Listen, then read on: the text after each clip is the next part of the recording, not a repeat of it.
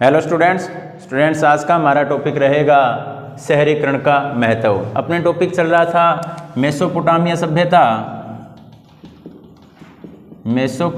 सभ्यता। इसमें अपने मेसोपोटामिया में पढ़ा भी सर्वप्रथम जो शहरीकरण था उसकी शुरुआत कहाँ से होती है? मेसोपोटामिया से होती है। तो इसी से संबंधित आज का हमारा टॉपिक क्या है? शहरीकरण का महत्व। शहर और नगर बड़ी संख्या में लोगों के रहने के ही स्थान नहीं होते हैं। जब किसी अर्थव्यवस्था में खाद्य उत्पादन के अतिरिक्त अन्य आर्थिक गतिविधियां विकसित होने लगती है तब किसी एक स्थान पर जनसंख्या का घनत्व बढ़ जाता है। देखो बच्चों, क्या होता है, हम लोगों को पता है भी ग्रामीण या अपने कह सकते हैं जो ग्राम होते हैं, ग्राम ही बाद में किस रूप में परिवर्तित होती हैं? शहर के रूप में परिवर्तित होते हैं। इसके पीछे रीजन क्या रहता है? ग्राम में अगर अपने देखें तो ग्राम की जनसंख्या किस पर निर्भरता बनाई हुई होती है? यानी कि गांव की अधिकांश जनसंख्या कौन से कार्यकलापों पर निर्भर होती है? तो वो होता है कृषि कार्य। किस पर निर्भर होती है? कृषि कार्यों पर निर्भर होती है। लेकिन एक गांव ही शहर का रूप कब लेने लगता है? जब एक गांव में आर्थिक व्यवस्था संबंधी उद्योग धंधे कारखाने आदि चीजें स्थापित होने लगती है तो वो गांव किसका रूप लेने लग जाता है? शहर का रूप लेने लग जाता है। इन उद्योग धंधों, कारखानों या अन्य आर्थिक गतिविधियों के साथ ही यहाँ की जो जनसंख्या है उसमें भी बढ़ोतरी होती जाती है। जनसंख्या की बढ़ोतरी क्यों होगी? क्योंकि लोग कार्य हेतु किस ओर आएंगे? जहाँ कारखाने, उद्योग धंधे या अन्य आर्थिक गतिविधियां सुचारू रूप से शुरू हो चुकी है उन स्थानों की ओर बढ़ेंगे। उन स्थानों की ओर बढ़ेंगे तो वह ग्राम धीरे धीरे, ग्राम में क्या होगा? धीरे धीरे जनसंख्या बढ़ोतरी होती जाएगी और वह धीरे धीरे एक शहर का रूप लेता जाएगा। इसके फलस्वरूप कस्बे बसने लगते हैं। ऐसी परिस्थिति में लोगों का कस्बों में इकट्ठा रहना उनके लिए फायदेमंद सिद्ध होता है। देखो क्या कहा जा रहा है भी, जब किसी गांव में आर्थिक गतिविधियों संबंधी जैसे उद्योग धंधे हैं, कारखाने हैं या अन्य जो गतिविधियां शुरू होती है तो लोग क्या करते हैं? कस्बे बना लेते हैं वहां पे और कस्बों में रहना प्रारंभ कर देते हैं। और कस्बों में रहने से ही लोग क्या करते हैं? इकट्ठे रहना वे फायदेमंद होता है उनके लिए, या वे लोग कस्बों में रहना पसंद करते हैं। विशेषतः इसलिए क्योंकि शहरी अर्थव्यवस्थाओं में खाद्य उत्पादन के अलावा व्यापार, उत्पादन और तरह तरह की सेवाओं की भी महत्वपूर्ण भूमिका होती है। देखो क्या क्या होता है शहर में काम।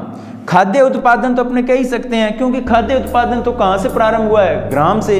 अब खाद्य उत्पादन के अलावा जब ये ग्राम किसका रूप लेने लगता है? शहर का रूप लेने लग जाता है।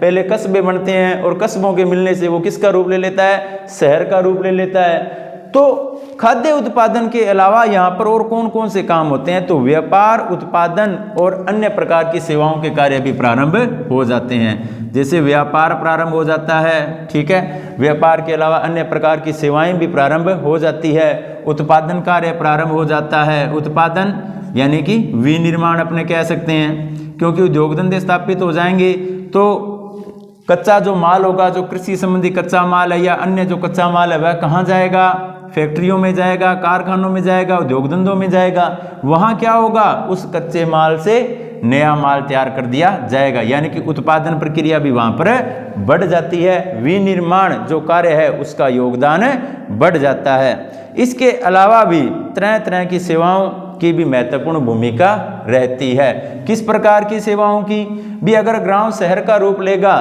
तो शहरी जो हिसाब किताब होगा, जैसे अपने कहें भी सरकारी जो सेवाएं होती है, कौन सी? सरकारी सेवाएं, उनमें बढ़ोतरी होगी।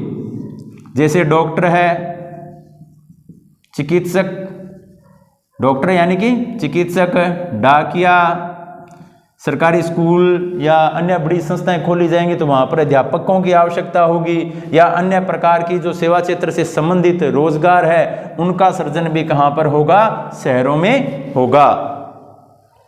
नगर के लोग आत्मनिर्भर नहीं रहते और उन्हें नगर या गांव के अन्य लोगों द्वारा उत्पन्न वस्तुओं या दी जाने वाली सेवाओं के लिए उन पर आश्रित होना पड़ता है। उनमें आपस में बराबर लेन देन होता रहता है। देखो यहाँ पर क्या कहा जा रहा है, भी जो नगर के लोग होते हैं या शहर के जो लोग होते हैं वे आत्मनिर्भर नहीं रहते। जो नगर के लोग होते हैं, नगर के लोग आत्मनिर्भर नहीं रहते। क्यों नहीं रहते? आत्मनिर्भर नहीं रहते, इसके पीछे रीजन क्या है? भी नगर के जो लोग हैं वो आत्मनिर्भर क्यों नहीं रहते हैं? उन्हें नगर या गांव के अन्य लोगों द्वारा उत्पन्न वस्तुओं या दी जाने वाली सेवाओं के लिए उन पर आश्रित रहना पड़ता है। जैसे एक उदाहरण लेते हैं अपने, उदाहरण क्या है, अपना क्वेश्चन क्या है, भी नगर के लोग आत्मनिर्भर क्यों नहीं रहते हैं? उदाहरण क्या है इसका? भी ग्राम के लोग हैं, ग्राम के लोगों का मुख्य व्यवसाय क्या हो गया? खेती। लेकिन नगरों के लोगों का मुख्य व्यवसाय क्या हो गया? आर्थिक क्रियाकलाप हो गए। ठीक है, तो ये खेती तो नहीं कर रहे हैं, तो खेती संबंधी उत्पादन के लिए उन्हें किस पर निर्भर रहना होगा? ग्रामीण लोगों पर निर्भर रहना होगा, या अन्य चीजों हेतु अन्य लोगों पर निर्भर रहना होगा। उनमें आपस में बराबर लेन देन होता रहता है। उदाहरण के लिए एक पत्थर की मुद्रा बनाने वाले को पत्थर उकेरने के लिए कांसे के औजारों की जरूरत पड़ती है। देखो क्या कह रहा है, भी एक पत्थर की मुद्रा बनाने वाला व्यक्ति है। किसकी मुद्रा बनाने वाला? पत्थर की मुद्रा बनाने वाला व्यक्ति है। अब वह किस पर निर्भरता रखेगा अपनी? वह पत्थर उकेरने के लिए कांसे के औजारों की जरूरत पड़ती है, यानी कि उसे पत्थर उकेरने के लिए किसकी आवश्यकता पड़ती है? कांसे के औजारों की आवश्यकता पड़ती है। वह स्वयं ऐसे औजार नहीं बना सकता। देखो, पत्थर की मुद्रा बनाने के लिए उसे किन चीजों की आवश्यकता होगी? कांसे के औजारों की। अब वह व्यक्ति स्वयं, यानी कि उसका कार्य क्या है, उसका पैसा क्या है? पत्थर की मुद्रा बनाना। क्या वह कांसे के औजार भी बनाता है? नहीं बनाता है। तो उसे कांसे के औजारों के लिए दूसरे व्यक्ति पर निर्भरता बनाए रखनी होगी। किस पर? जो कांसे के औजार बनाता है उस व्यक्ति पर उसे निर्भर रहना पड़ेगा। उसकी विशेषज्ञता तो सिर्फ नक्काशी यानी पत्थर उकेरने तक ही सीमित है। वह व्यापार करना नहीं जानता। कांसे के औजार बनाने वाला भी धातु, तांबा या रांगा, टीन लाने के लिए खुद बाहर नहीं जाता। देखो, ये सारे आपस में निर्भर है। जैसे कांसे के औजार बनाने वाले व्यक्ति को कांसा बनाने के लिए जो कच्चा माल चाहिए, इसके लिए वह किसी और पर निर्भर होगा। अब ये व्यक्ति है जो पत्थर की मुद्रा बना रहा है, इसे व्यापार करना नहीं आता, तो उसे व्यापार करने के लिए किस पर निर्भर रहना पड़ेगा? उसे व्यापार करने के लिए व्यापारी पर निर्भर रहना पड़ेगा। कांसे के औजार बनाने वालों को किस पर रहना पड़ेगा? जैसे तांबा या रांगा, जो टीन वगैरह लाने के लिए या अन्य धातुएं लाने के लिए जिसे कांसा बनाया जा सके, उसे अन्य व्यक्तियों पर निर्भर रहना पड़ेगा। साथ ही उसे ईंधन के लिए हरदम लकड़ी के कोयले की जरूरत रहती है। इस प्रकार श्रम विभाजन शहरी जीवन की विशेषता है। देखो, शहरी जीवन के बारे में क्या बताया है? शहरी जीवन में क्या बताया गया? भी एक व्यक्ति संपूर्ण निर्भरता या खुद आत्मनिर्भर नहीं होता है, उसे अलग अलग वस्तुओं के लिए अलग अलग व्यक्तियों पर निर्भर रहना पड़ता है। जैसे अपने उदाहरण क्या किया? पत्थर की मुद्रा वाला। अब पत्थर की मुद्रा बनाने के लिए, पत्थर पर उकेरने के लिए उसे किसकी आवश्यकता है? कांसे के औजारों की। लेकिन वह कांसे का औजार नहीं बनाता है, तो उसे किस पर निर्भर रहना पड़ेगा? कांसे के औजार बनाने वालों पर निर्भर रहना पड़ेगा। अब कांसे के औजार बनाने वाले को किस पर निर्भर रहना पड़ेगा? तो उसे रांगा और टीन बनाने, जो कच्चा माल है कांसे के लिए, जहाँ से वह लाएगा उस पर निर्भर रहना पड़ेगा।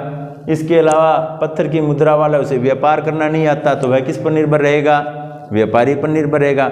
इसी प्रकार शहरी जो अर्थव्यवस्था है वह एक दूसरे पर निर्भर होकर ही चलती रहती है।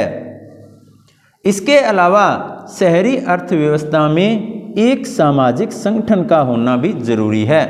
शहरी विनिर्माताओं के लिए ईंधन, धातु, विभिन्न प्रकार के पत्थर, लकड़ी आदि जरूरी चीज़ें भिन्न भिन्न जगहों से आती है, जिनके लिए संगठित व्यापार और भंडारण की भी आवश्यकता होती है। देखो यहाँ पर क्या कह रहा है वे, क्या कह रहा है भी, इसके अलावा शहरी अर्थव्यवस्था में एक सामाजिक संगठन का होना भी जरूरी है। यानी कि शहरों में किसका होना जरूरी है? एक सामाजिक संगठन का होना जरूरी है।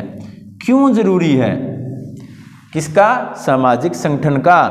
शहरी विनिर्माताओं के लिए ईंधन, धातु, विभिन्न प्रकार के पत्थर, लकड़ी आदि जरूरी चीज़ें भिन्न भिन्न जगहों से आती है, जिनके लिए संगठित व्यापार और भंडारण की आवश्यकता होती है, और इसीलिए उन्हें सामाजिक संगठन बनाकर रहने की आवश्यकता भी पड़ती है।